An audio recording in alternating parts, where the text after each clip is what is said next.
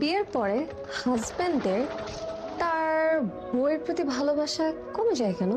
এই প্রশ্নের উত্তর দিলে ঘরে ঘরে আগুন লেগে যাবে। অনেকগুলো প্যারামিটার আছে। দেখো, অর্ধেক শুনো না, পুরোটা শুন, অল্প একটু বলবো। বিয়ের পরে হাজবেন্ডের বউয়ের প্রতি ভালোবাসা কমার প্রথম কারণ হচ্ছে জবান।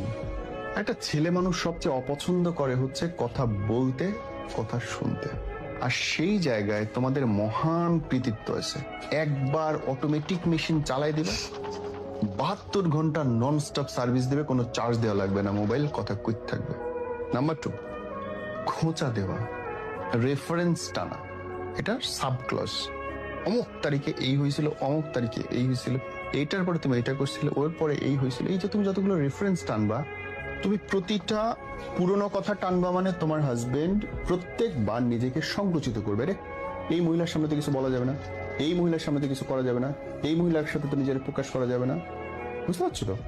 সে সংকুচিত করবে, সে তোমার কাছে শিল্ড বানাবে, ঝিনুকের মতো একটা একটা করে শিল্ড বের করবে। যত শিল্ড হবে তত বেশি হিল হওয়ার সম্ভাবনা কমে যাবে, তত তুমি তার লাভ কম পাইতে শুরু করবে।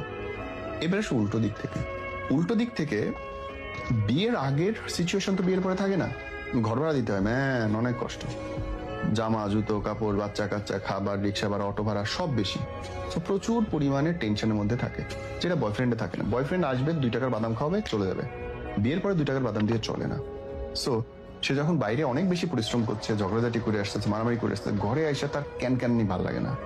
ঘরে যদি বউ রিসিভ করতে সুন্দর করে, যেটা আমাদের দেশের মেয়েরা 99% পারে না, তারা এত বেশি উত্তেজিত হয়ে থাকে নানান জিনিস নিয়ে, আসার সাথে সাথে বোমার মতো বাস্ট করে এবং ভালোবাসাটা টাস করে নাই হয়ে যায়। অ্যান্ড ফাইনাল থিং ইজ, মানো না মানো, শারীরিক সৌন্দর্য ম্যাটার।